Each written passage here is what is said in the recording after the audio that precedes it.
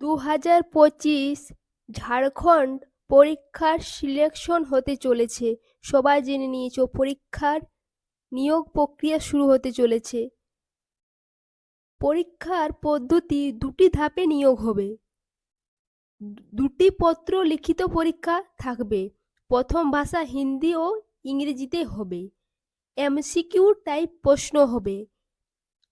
সবার মনে প্রশ্ন ছিল নেগেটিভ মার্ক থাকবে কিনা, কিন্তু এখানে নেগেটিভ মার্ক নেই।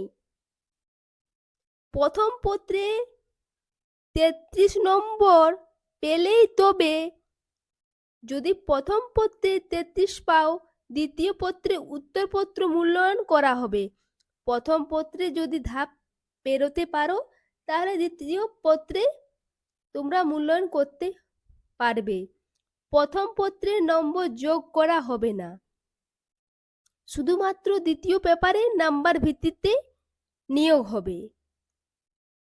স্নাতক স্তরের প্রশ্ন হবে।